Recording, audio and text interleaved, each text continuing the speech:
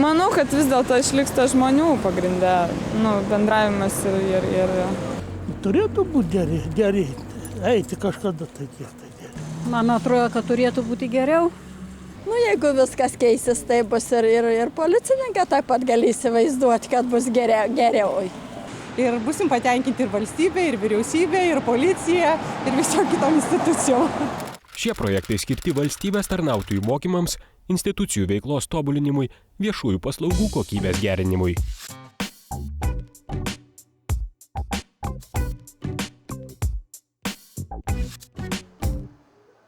Esame policijos departamento policijos informacijos valdyboje, kuri atlieka šalies pajėgų operatyvaus valdymo funkcijas. Tai yra organizuoja, koordinuoja visos Lietuvos policijos pajėgų valdymą, registruotų įvykių stebėjimą. Šis padalinys vienas iš daugelio policijos departamento padalinių, kuriuos vienaip ar kitaip palies Europos socialinio fondo parama. Policijos departamentas prie Vidaus reikalų ministerijos įgyvendina 2 projektus, susijusius su policijos valdymo ir organizacinės struktūros tobulinimu bei policijos veiklos ir valdymo kokybės gerinimu. Džiaugiamės, kad pavyko parengti labai sėkmingai projektus ir šiuo atveju yra didelė parama labai iš aukščiausiosios vadovybės ir manau, kad tuo pačiu įsitrauks ir kitų lygmenų vadovai ir bus sėkmingai gyvendinti šį projektą. Tai vienas su kitu susiję projektai – policijos valdymo ir organizacinės struktūros tobulinimas bei Lietuvos policijos veiklos ir valdymo kokybės gerinimas.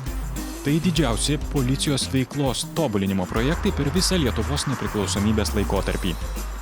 Tikėkime, kad pavyks įgyvendinti mūsų tos, kaip sakyti, didelius planus,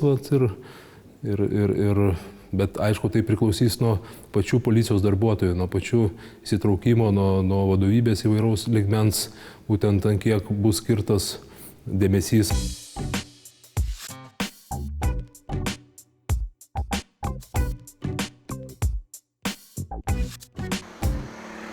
Užsukime į Klaipėdos miesto savivaldybę. Čia jau nuo 2006 veikia taip vadinamo vieno langelio klientų aptarnavimo sistema. Kai interesantai pateikia prašymą ar kokį kitą užklausimą viename kabinete, o po nustatyto laiko atsiima parengtą atsakymą tame pačiame kabinete. Įgyvendinus projektą, tiesiog tas prašymas būtų įvedamas į elektroninę dokumentų valdymo sistemą ir žmogus turėtų gauti prieimą prie tos sistemos ir matyti, kurioje vietoje jo tas prašymas yra. Klaipėdos miesto savivaldybės administracija tęsia vieno langelio sistemos diegimą. Tai projektas pavadinimu Klaipėdos miesto savivaldybės paslaugų teikiamų vieno langelio principų tobulinimas ir jį remia Europos socialinis fondas. Projektų numatomos veiklos vieno langelio principų veikiančios aptarnavimo ir paslaugų sistemos sukūrimas ir įdiegimas bei Klaipėdos miesto savivaldybės darbuotojų apmokymai. Labai svarbu yra elektroninių paslaugų tinklo vystymas. Mes tikimės, kad šitie pinigėliai padėtų mums, pasiruošti paslaugų aprašymus, administracinių paslaugų, nustatys visus žingsnius, kuriais ta paslauga vyksta. Tinkamai pritaikius informacinės technologijas ir aptarnavimo galimybės bus sukurtas lengvesnis priėjimas prie viešosios informacijos ir viešųjų paslaugų. Informacinės technologijos leis teikti efektyvesnės ir kokybiškesnės paslaugas gyventojams.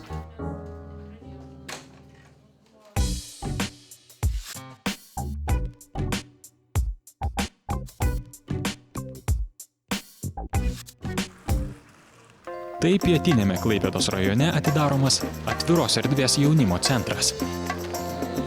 Čia yra ta vieta skirta jaunimui, atvira erdvė, kurie gali turiningai praleisti laisvalaikį. Jie patys realiai susikuria šitą turinį, tą vadinamą turiningą laisvalaikį. Nes čia nėra nei kažkokių mokytojų, dėstytojų, kurie tave moko ar treniruoja. Jie patys vieni kitus treniruoja. Tai Europos socialinio fondo remiamo projekto vienas iš rezultatų. Projekto pavadinimas – partnerystės tarp valstybinio ir nevyriausybinio sektorių skatinimas įgyvendinant integruotą jaunimo politiką.